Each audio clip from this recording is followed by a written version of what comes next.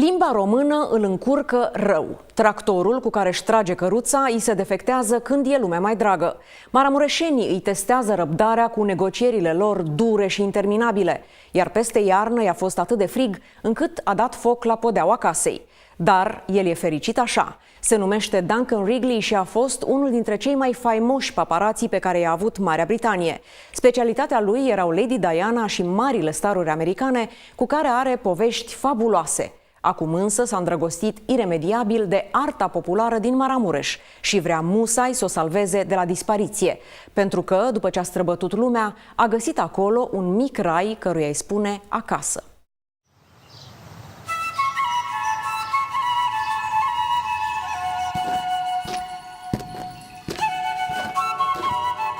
Ce faci? Bine? Dumneavoastră? Da, bun, da. În Catro, da, foarte, da. Printre căpițele de fân din Maramureș, un gentleman încearcă să surprindă expert culoarea locală. Verifică lumina, analizează locul, își caută unghiul perfect. Exact cum făcea pe vremuri, când gentlemanul din el era deseori alungat de pasiunea sălbatică și de goana nebună după cea mai sugestivă și scumpă poză din Anglia. Se numește Duncan Wrigley și în CV-ul lui stă scris paparații.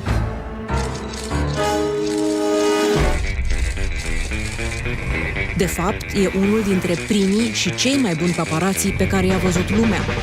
Specializat în regalitate, cea autentică și cea fabricată de industria de muzică sau de film.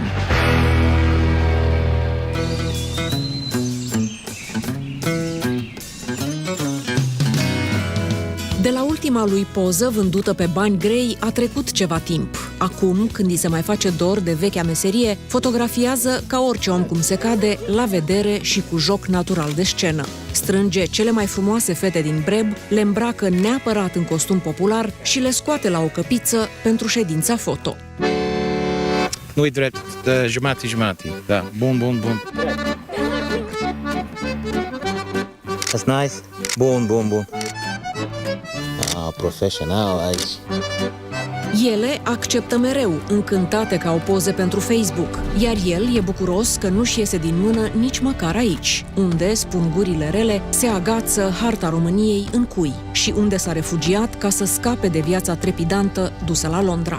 I did all the stuff you could do, Michael Jackson, Madonna, every famous person in the 80s. I enjoyed it all, had a great time. And now what I'm doing is completely different. I haven't done this before. În 84 și-a câștigat renumele în branșă, riscându-și viața ca să facă fotografii în exclusivitate la protestele violente de la ambasada Libiei din Londra. În 1985, pe când asta era încă de neconceput, Duncan Wrigley și un prieten au luat decizia să urmărească zi de zi și pas cu pas cele mai importante figuri ale Marii Britanii, pe membrii familiei regale și mai ales pe una dintre ele. We specialized in doing Diana. We didn't actually make her who she was. We were the one who did the poor little girl going to school. And the eyes down, and it made her what she is. Is the photographers that followed her. We had lots of little techniques, but a lot of the time we sat at the bottom of Kensington Palace on our motorbikes waiting for her to come out. She would drive out of the bottom gate and we'd all jump on our bikes and let the hell commence, and we'd all follow and do whatever. The problem is when things would happen in her personal life or whatever, that she's suddenly like, oh, can you leave me alone? Rumors of her having affairs, things like that. Can you leave me alone? You think I can leave you alone now? Do you know how much pressure I'm under now because I'm the guy who photographs you? Zile, săptămâni sau chiar luni a stat la pândă în fața palatelor familiei regale britanice, cățărându-se în copaci și pe clădiri pentru a surprinde un gest, o privire, o lacrimă, o îmbrățișare, orice l-ar fi adus pe prima pagină a ziarelor. Și, la nici 20 de ani, simțea deja gustul banilor frumoși care se câștigau ca paparații. Photographing Diana, I made enough money out of photographing her to buy my first house in London. 10 ani a urmărit-o pe Lady Diana. Ajunsese să-i știe toate secretele, escapadele amoroase, stările de spirit, reacțiile. Legase cu ea un fel de relație de serviciu. El nu scăpa din ochi, ea îl tolera și, într-un fel, îi plătea salariul. A abandonat însă pânda când fotografii din jurul ei deveniseră atât de mulți și de agresivi, încât nu mai era un joc, ci un război care, câțiva ani mai târziu, avea să o transforme pe Diana într-o victimă.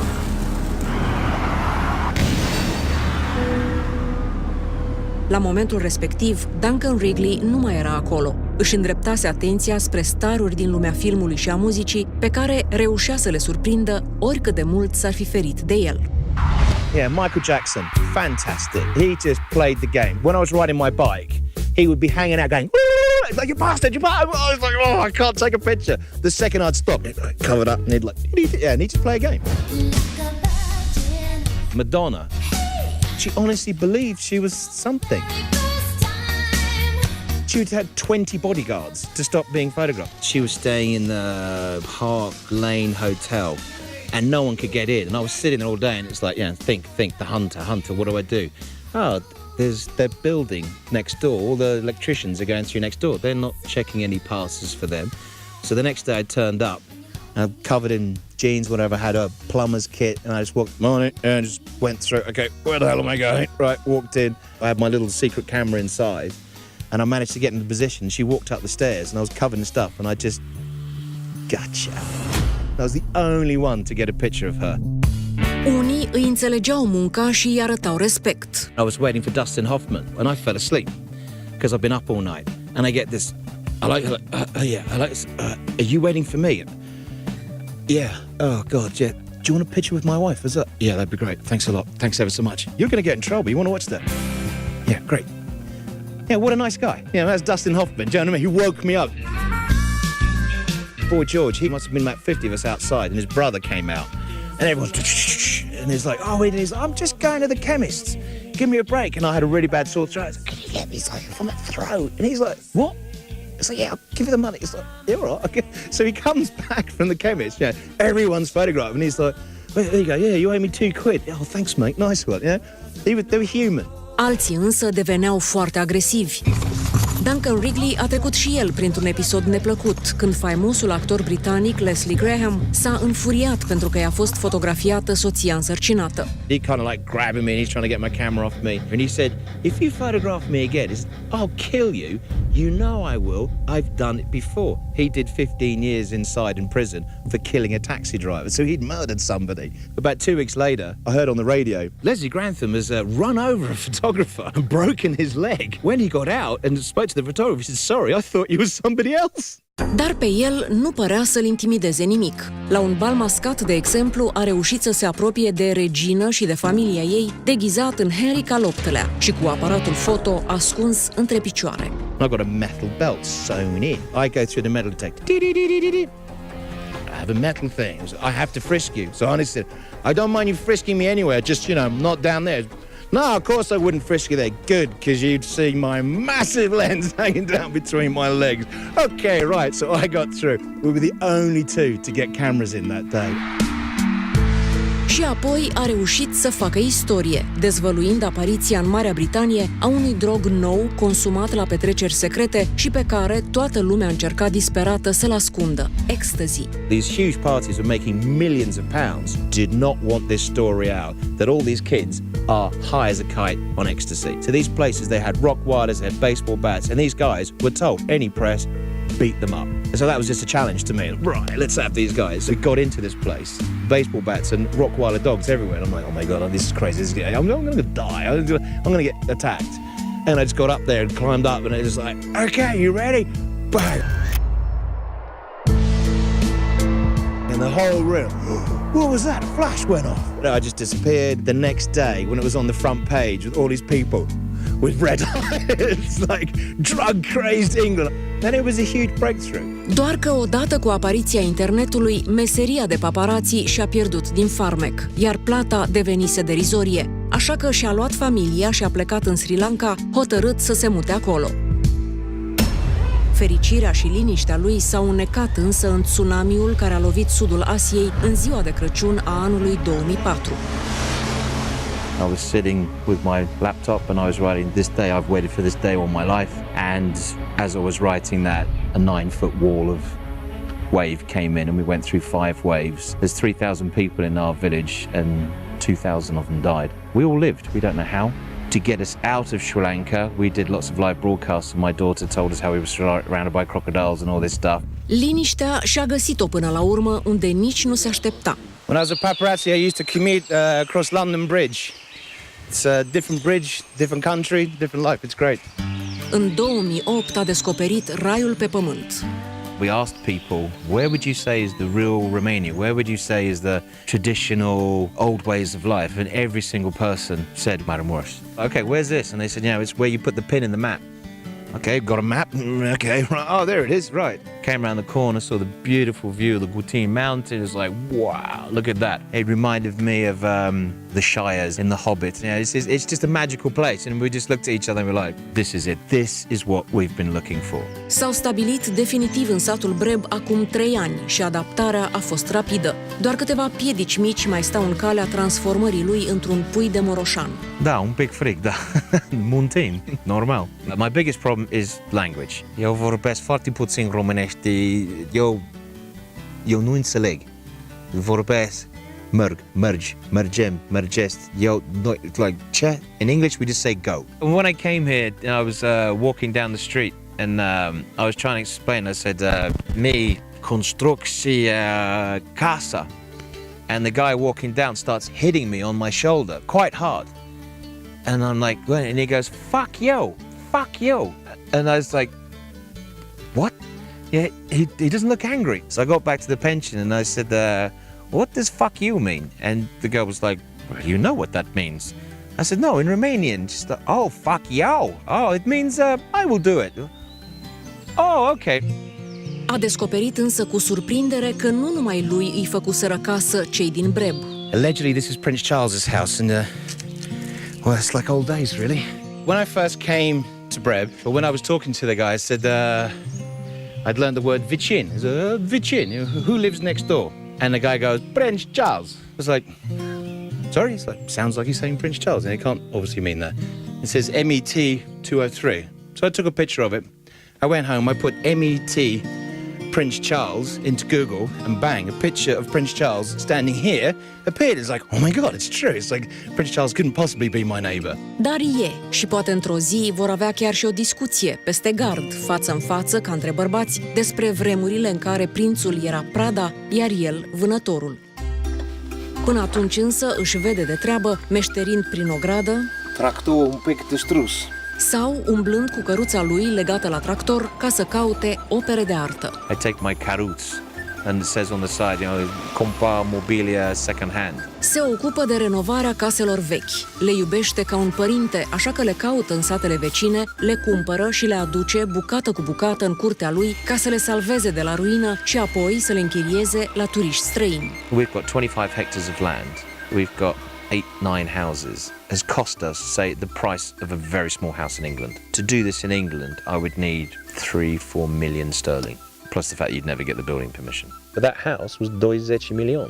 Yeah, it was just the house. Inside, there was a casa 30 million. All these houses have solid oak kitchens. In England, it's 50,000 euros.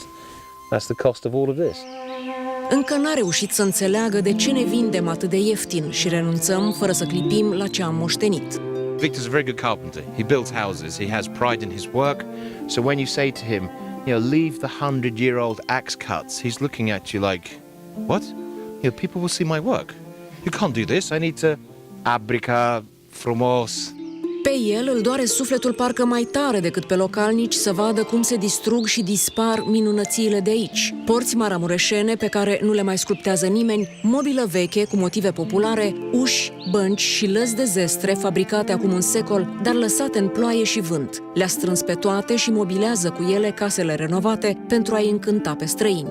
The thing is, yeah, if a guest comes from England or America or whatever, you know, if I say, oh, and you see this is 100-year-old axe cuts, they're like, wow, that's amazing. To show them, oh, look, here's a brand new kitchen. They're like, yeah, I got one of them at home. Oamenii din zonă aud de departe când se pornește englezul pe uliță în căutare de obiecte vechi, așa că le scot lângă gard și se pun pe negociat. These guys are unbelievably good negotiators. They have balls of steel. I mean, the thing is, they don't have mortgages on their houses, so they can negotiate for a year, and they will. Bună! Ce faci, șeful? Bine, bine. Bun? Lemn, acolo. Place vindit or place nu vindit? Does he want to sell it or does he not want to sell it? The one over there. Kid ban, că eu vorbesc 95 milioane, tu vorbești noi. 5 milioane? Da? Negociază de câteva luni pentru acest cadru de poartă pe care vrea musai să-l pună în casa pe care o renovează chiar acum. Își folosește în scopuri decorative imaginația antrenată pe vremea când era paparazzi. So this is perfect for the honeymoon suite. I will make the 4-poster beds out of this stuff. Iar cele 5 milioane date pe stâlpii de poartă le va amortiza într-o singură noapte de cazare. Turiști are mai mereu. We do get a lot of Americans coming here. A lot of English, we get Australians, Canadians, we get people from all over the world coming here. I've had a lot of people from Wales who live in farms and they're interested in like what's the old farming way of life. We rarely get your average couple from Bucharest. Oh, casa like bunică. Acum are două grupuri, unul din Anglia și unul din Australia, pe care le plimbă, le încântă cu povești și le hrănește cu mâncare tradițională servită chiar în casele localnicilor. Have you done a winner here? Yeah. I got so cold last winter that I'd stoked the wood stove so much I actually burnt a hole through the main beam in the house, and the wood stove ended up in the basement. Dar chiar și așa a ajuns să iubească acest loc mai mult decât pe Anglia natală. Duncan Wrigley crede că România e țara perfectă din poveștile pentru copii și de aceea ține morțiș la o idee năstrușnică, deși soția lui se împotrivește aprig. Să construiască într-o pădure de pe muntele din apropiere niște case în miniatură ca în filmele cu hobiți. When the guy made it, he was like, "You sure you want rotund?" So we'll have the round doors, we'll have 2 round windows. So that will be over there and that will just blend into the mountain. I keep saying it's Romania is the land of fairy tales, and this is that fairy tale village in the book that you show children. Once upon a time in a little village far, far away. This is it. El e fericit, familia la fel, țara îi place mult, businessul cu case de închiriat merge. Duncan Wrigley spune că nu mai vede niciun motiv să plece de aici, așa că se întreabă deja ce-ar fi dacă ar rămâne în Maramureș o eternitate. It's funny, I was the day before Easter into the graveyard, and often 2 or 3 people ask me, and then they're serious. You? Yeah. Will you be in the ground here? Will we be lighting a candle for you? And it's like, I don't know. I mean, I know more people to say hello to in this village than my hometown. One guy here said, "Oh no, you've got to be buried here. You don't want to do it in England." I said, "Why?" I said, "Because it'd be a really good party." Okay, fair enough. Dar până la marea petrecere mai are încă multe de făcut. Așa, cu pasiunea lui de vânător și resursele aparent inepuizabile de energie, vrea neapărat să salveze tot ce poate dintr-o artă pe care el a descoperit-o când noi am uitat-o și care lui îi se pare o bogăție. Să termine satul de hobiți, să-și ia și el un tractor ca oamenii, să stăpânească limba română cu toate subtilitățile ei și să ajungă să se simtă și el moroșan pe de-a întregul. Și apoi om vedea. No.